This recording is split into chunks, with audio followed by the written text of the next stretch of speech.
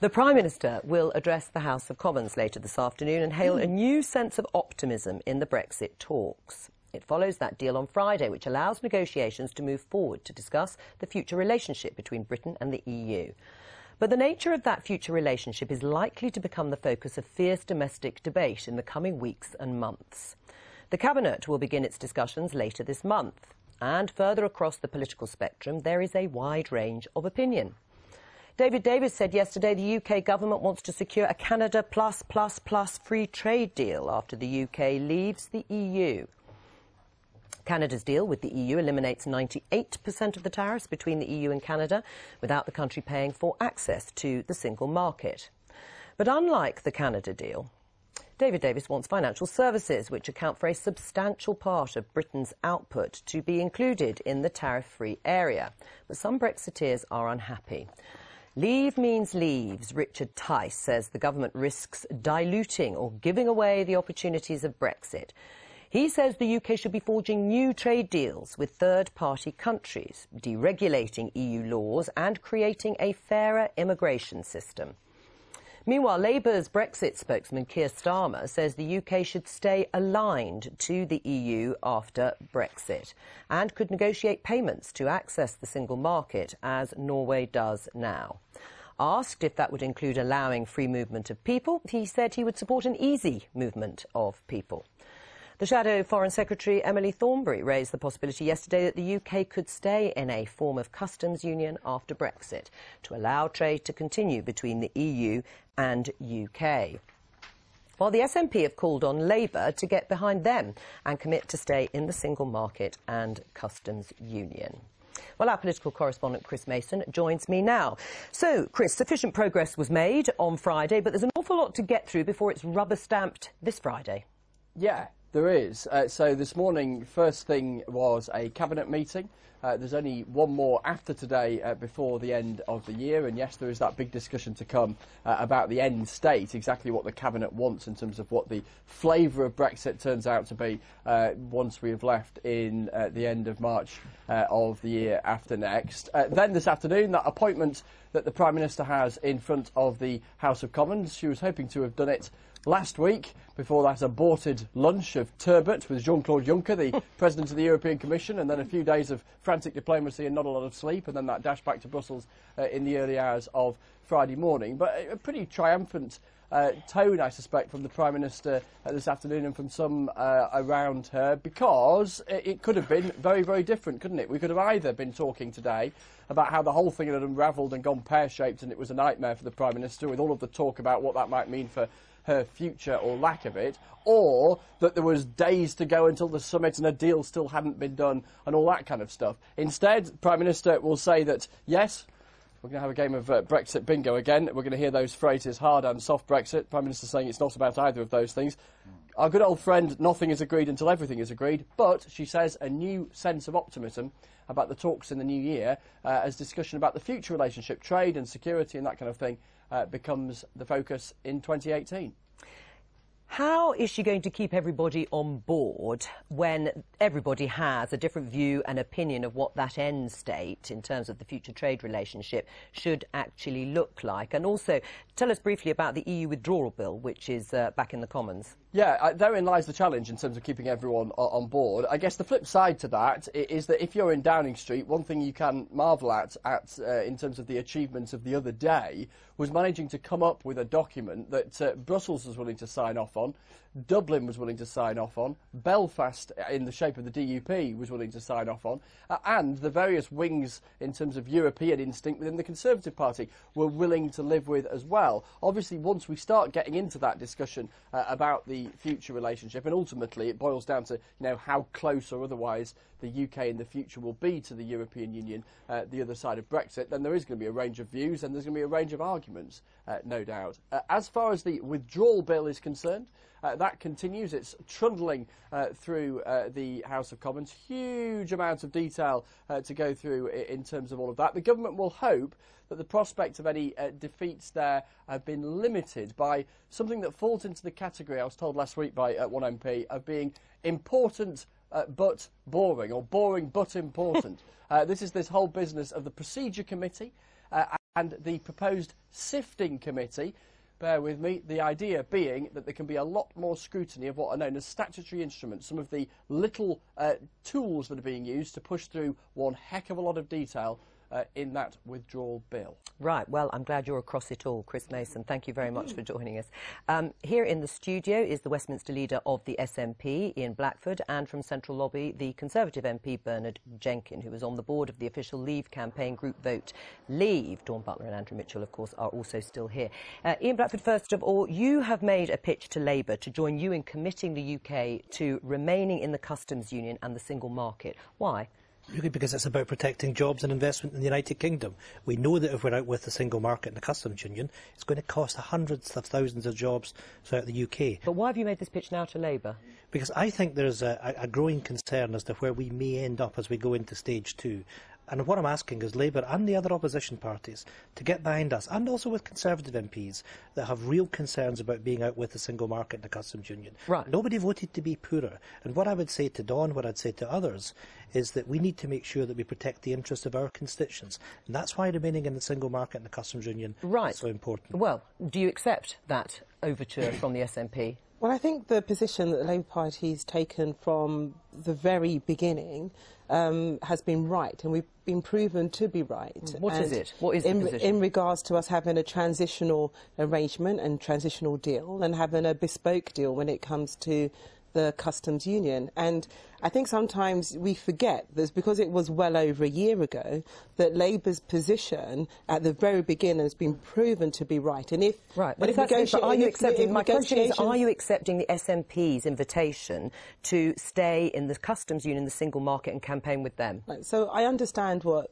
Ian's saying, but the thing is, what that would mean would be you'll be ignoring the referendum. And the Labour Party has no intention of ignoring the referendum, but what we've said is that we need to have not only this transitional arrangement, but we have to have a way to maintain the benefits of the customs union and the single market. So what's the difference? Well, but what's the difference between your position and the SNP's position? Because as you've just said, Keir Starmer also, we want to retain the exact same benefits as if we were in the single market and the customs union and remain in a customs union. So essentially, what's the difference? So the difference is basically how we talk about it, in essence, in terms of we might not be able to say we are still in, but if we maintain the benefits, then, you know. Right, so you're going to call it something different, but essentially it's the same. It's not that we're going to call it something different, it's just that once you leave the European Union, you can no longer be a part of the single market as it is, because you would have left. Do you see any difference between your two positions? Oh, yeah, there is, and I think we have to be very clear about the threat that there is to people, the threat to jobs, the threat to prosperity,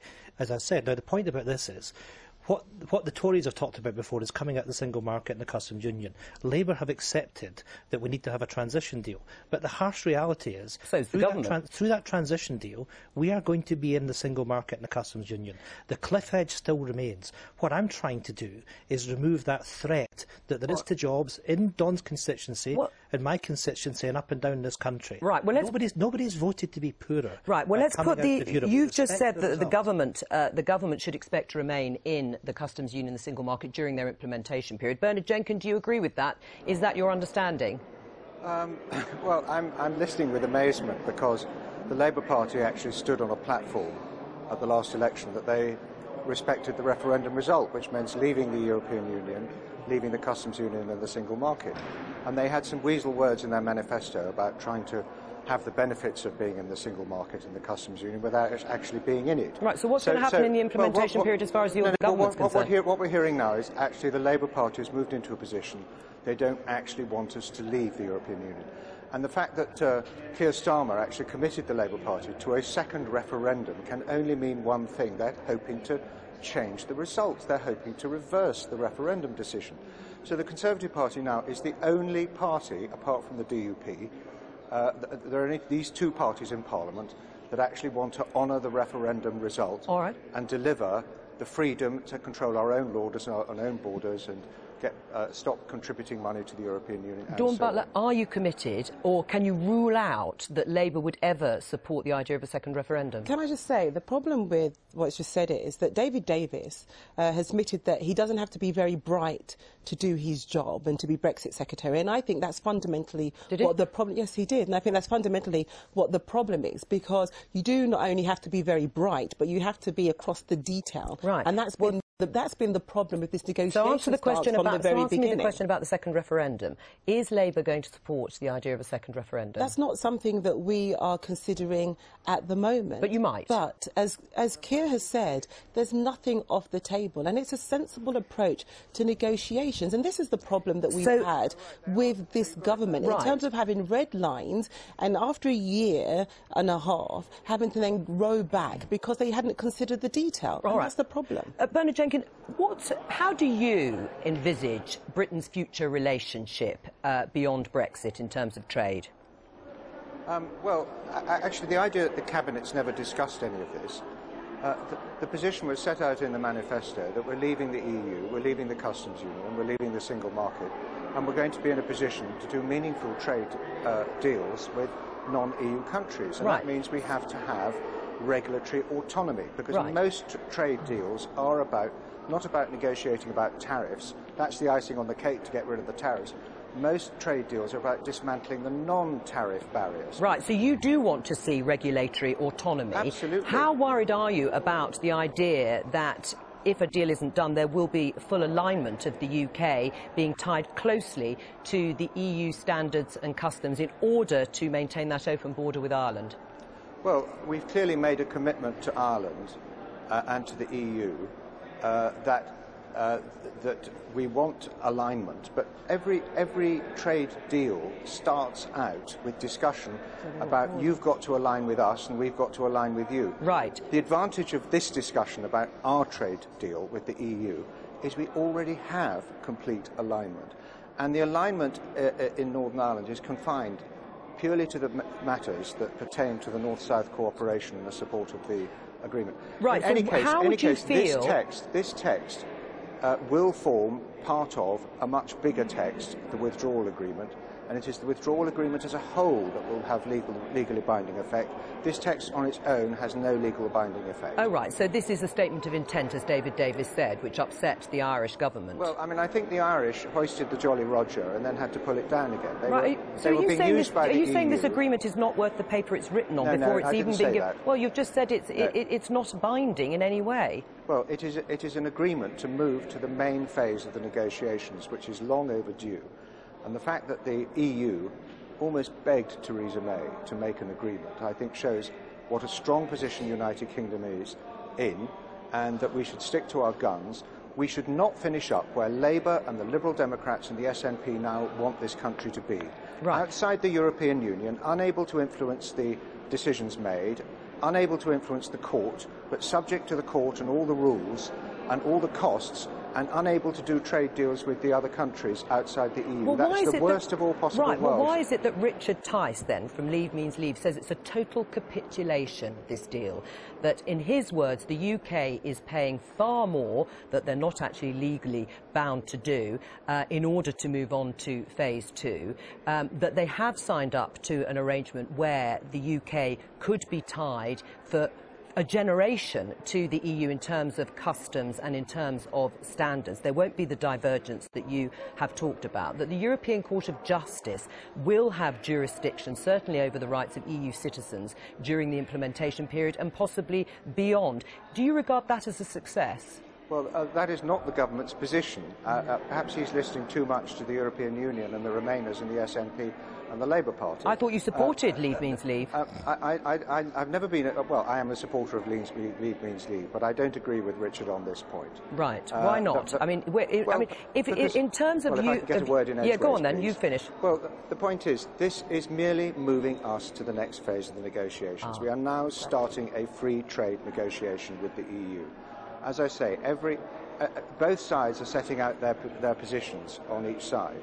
There will have to be compromise, as there was compromise between Canada and the EU. But to finish up with a Canada plus and able to be able to do trade deals with the United States, or even be able to perhaps participate in the Trans-Pacific Partnership, which has been abandoned by the United States, which would welcome British participation. All right. You know, we've got huge opportunities, and we mustn't throw these opportunities All right, let away. me come to Andrew by Mitchell. still being a prisoner of the EU. Right. Do you think Britain is going to be a prisoner of the EU in the way Bernard Jenkins has outlined? Would you like to see the UK closely aligned to the single market and the customs union? Well, let's be clear where we are today. First of all, we have reached first base successfully. We had a difficult week last week, but it ended with a triumph for the Prime Minister, and we can now advance towards the second phase. And my dispute with all my colleagues who've spoken on this programme so far is that I think they are slightly jumping the gun. I think the key thing is to get into these negotiations. Canada plus sounds to me like a very good starting point for the British negotiations. And at the end of the day, of course we're going to have a transition period. Otherwise... Within the single market and the customs union? A transition period we're going to have, otherwise business won't be able to plan and make the necessary changes that will be required. But the key thing to me is to let the negotiator, who is doing an extremely good job, get on with negotiating the best position for Britain. Is that David Davis? It is David Well, Dawn Davis. Butler said he's not very bright. Well, I beg to differ. It's his own words. It's his own words. It's his own words. He's got a brain like a steel trap. He's extremely bright. But let the negotiator get on with negotiating the best deal for Britain. And that is not either a hard or a soft Brexit. It's the best deal for Britain, the whole of Britain, and that's what I now want to see us advance towards. Do you see this moving on to phase two as a statement of intent? It's not binding in any way? Well, certainly the principle that has been outlined is binding, absolutely. Right, so you disagree with Bernard Jenkins there, that it's all up for grabs? No, Bernard is quite rightly giving a technical appreciation, but what I'm saying is that when the British government put up that point, which secured agreement across the piece, that principle is certainly binding. Do you see the UK's future relationship as one that will be closely mirroring the European Union in terms of rules and regulations? I see the primacy, the absolute importance of a free trade deal as overruling all of that. That, by definition, means alignment to some extent, but a free trade deal is absolutely essential for both of us. What, in your mind, Dawn Butler, does easy movement of people mean? It means that some people are saying, well, are you signed up to no movement? No, we're not signed up to no movement. There has to be movement. Sure. And so an end to freedom of movement is what the Labour manifesto said. So what does Keir Starmer mean when he says easy movement? Well, that is something that he will then develop in terms of detail. But the question he was answering... so he hasn't actually thought through what this is. The question that he was answering was, are we saying there's no movement? And Keir was saying that it's impossible to say there's no movement because we will need movement in people in order for us to... Well, for our everyone's economy accepted that, to thrive. Dawn So we will need movement of people, but it won't look exactly as it looks now. So there would be more stringent regimes around it in terms of how people are monitored. Well, will there be a cap on out. numbers, for example? Oh, we never talk about caps and numbers. OK, so there won't be a cap of numbers. We'll have easy. Could it mean an unlimited number of EU migrants coming to the UK? I think, to be honest, that's a part of the negotiation stance and details. If we were around the negotiating table, that we could come back with more detail. And that's the kind of questions that you really should be asking David Davis and the government in terms of what their plans are. Do you see in Blackford in the coming months that actually Labour will move its position to saying we should remain in the single market and the customs union, and then the two of you can forge a closer relationship on Brexit? Yes, that has to happen, because it has to be about protecting the interests of our constituents. And are you talking to Labour at the moment? I wrote to Jeremy Corbyn yesterday, so I'm waiting for a reply. I've said that we should sit down and meet. But, you know, the fundamentals of this, if we're in a situation that everyone seems to accept that there's going to be alignment with the rules of the EU, the situation that we're in today is that there will be no border between Northern Ireland and the Republic. We now know, on the basis of the intervention of the DUP, there's going to be no border between the island of Ireland and the rest of the United Kingdom. The only way you can square this is by staying in the single market and the customs union. The hard Brexiteers have taken the country up a blind alley, and it hasn't worked. They're simply going to have to accept that staying in the single market and the customs union is the only logical way of resolving Well, this. I mean, Bernard Jenkins, what you said, the final word, Bernard Jenkins, will you and do you still think Britain should pay for its obligations that it said it would honour, even if you don't get the trade deal you like? Well, we have no obligations. We would like to offer the EU some money as a goodwill gesture for leaving the European Union midway during a budget period, and that's reasonable enough. But just two very quick points.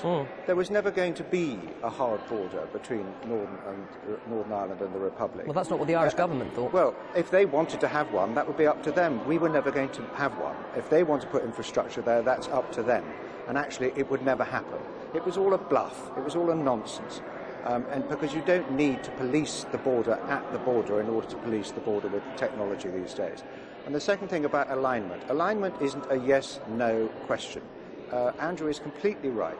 In any free trade deal, there are degrees of alignment. The point is, under the new arrangements, when we leave the EU, we will control what we choose to align with the EU instead of being dictated. Well, you say that. Well, we'll have to see. At the moment, it doesn't sound like that. It sounds like well, that's your opinion, Joe. That's your opinion. No, I think that's the opinion that has been expressed by many people, but the term was used. Well, obviously you're on their side. Well, pardon?